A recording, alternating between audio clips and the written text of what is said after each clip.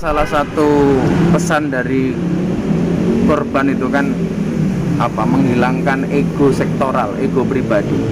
Sebagaimana Nabi Ibrahim menghilangkan egonya untuk memiliki Ismail sepenuhnya. Maka kemudian diuji oleh Allah dengan perintah menyembelih Ismail. Nah, artinya menghadapi pandemi ini saya berharap kita bangsa Indonesia hari ini siapapun untuk memotong ego pribadinya.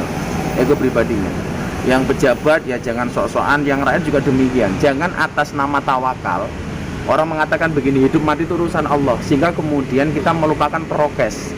Yang ini justru akan akan sangat membahayakan bagi orang lain. Saya pikir ini adalah bentuk tawakal yang salah. Maka beragama harus saya dengan ilmu. Itu saya pikir yang paling penting di era pandemi seperti ini. Kemudian prokesnya ini dilakukan, saya pikir nggak ada masalah ya. Saya kemarin melihat prokes yang dilakukan oleh Atta Halilintar dan sahabat saya Mas Sahroni Priyo itu semua yang ikut korban di swab dengan prokes yang ada lah. Kalau kemudian itu bisa dilakukan, saya pikir nggak masalah. Karena memang bagaimanapun juga ini bentuk perintah agama yang ini hanya dilakukan setahun sekali gitu loh. Maka ya saya pikir selama prokesnya dilakukan nggak ada masalah. 19 sapi. Kan punya saya juga ada yang 1,9 ton. Ada juga titipan dari Mas Jadi Corbuzier, ada juga dari Kapolri. Tapi itu memang yang menyembelih internal pondok. Kita tidak melibatkan orang kampung, walaupun dagingnya kita bagi di seluruh pelosok. Kita targetkan dari sekitar 10.000 kantong lah untuk warga masyarakat.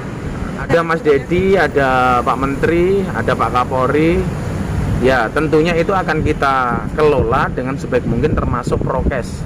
Salah satunya apa? Dengan tidak melibatkan masyarakat sama sekali. Perkembangannya bagus. Dan salah satu yang saya nasihatkan dulu adalah tidak harus semuanya diumbar. Walaupun sekarang begini, banyak selebritis yang korban kemudian memposting hewan korbannya dinyinyirin sama orang. Sedekah kok diposting dan sebagainya. Saya sampaikan kepada kawan-kawan begini. Sedekah itu boleh terang-terangan, boleh sembunyi-sembunyi. Yang tidak boleh itu diam-diam tapi tidak sedekah, tapi terang-terangan nyinyirin orang. Lah itu yang nggak boleh. Selama kemudian dia sedekah dan nilai kebaikan, dan kita tidak bisa masuk ke wilayah niat orang lain. Nah, pemahaman sederhana seperti itu saya sampaikan kepada kawan-kawan. Jadi mau terang-terangan, mau sembunyi-sembunyi boleh. Yang nggak boleh itu diam-diam, nggak sedekah, tapi terang-terangan nyinyirin orang. Nah itu nggak boleh. Itu salah satunya kayaknya permintaannya si Aurel untuk memborong beberapa hewan korban. Itu kan saya pikir hikmah dari pernikahan itu sendiri untuk saling mengingatkan antara suami dan istri. Ya saya pikir kan keren. Tinggal itu manajer saya ya. Manajer saya yang ngurusi saya, pekerjaan saya di Jakarta, yang ngurusi dia, jadwal saya ngurusin dia. Iya. Saya memang betul-betul kehilangan atas meninggalnya manajer saya Mas Kurniawan ini. Dan itu juga karena COVID. Makanya hari ini kalau ada orang nggak percaya tentang COVID ya lucu gitu. Iya. Orang bilang begini, nggak usah lah vaksin, nanti tuh habis vaksin juga sakit. Samanya kamu makan, habis makan perut kamu sakit. Apa kamu nggak mau makan? Kan enggak. Kalau orang pakai helm itu kan juga nggak menjamin kecelakaan, tapi minimal dia sudah ikhtiar naik motor menggunakan helm. Kalau kemudian kecelakaan itu kan takdir. Sama halnya kemudian kita sudah prokes, kita vaksin dan sebagainya. Kalau kemudian meninggal ya takdirnya memang di situ. Tapi minimal kita sudah berusaha.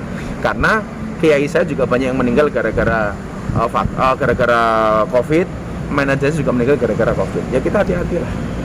Sama kita untuk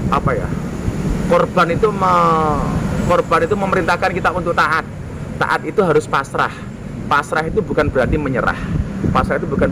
Kita bangun optimisme. Lucunya begini sekarang, ini terakhir barangkali begini. Orang mengatakan optimisme dan harapan baik itu membangkitkan herd immunity 50% katanya. Tapi kenyataannya hari ini berita yang ditampilkan ke masyarakat itu yang menakutkan. Kenapa kemudian masyarakat tidak diberikan pengharapan, optimisme dan lain sebagainya? Sebagaimana optimisme Nabi Ibrahim ketika menerima perintah Allah untuk menyembelih anaknya. Maka di situ kemudian Allah memberikan solusinya. Lah, saya berharap kalau memang harapan dan optimisme ini membangkitkan immunity, ya tentunya berita-berita baik harus banyak kita sampaikan kepada masyarakat daripada berita-berita yang menakutkan. Contoh dia korban di tempat saya. Orangnya nggak bisa datang tapi dia selalu nitip korban kepada saya. Dan bedanya Dedi dengan yang lain, dia nggak mau kemudian dipublish macam-macam. Ya korban saja seperti itu. Dia nggak mau kemudian kan Anda juga nggak pernah melihat postingan Dedi di IG, di medsos tentang dia berkorban, nggak ada. Karena memang dia seperti itu orang. Sapi. Tiap tahun selalu sapi. Satu besar itu yang di tempat saya. Dan saya yakin ada di tempat lain. Lihat dia lebih orangnya sekarang lebih tenang, lebih humble. Yang jelas kemudian kepekaan sosialnya lebih dan lain sebagainya. Ini saya syukuri. bagi saya luar biasa lah perkembangan si Dedi. Aurel ya sudah akan mudah-mudahan apapun yang terjadi pada diri kalian, gue selalu support. Saya selalu berdoa baik untuk kalian juga, termasuk mudah-mudahan segera dikasih momongan oleh Allah Subhanahu wa taala.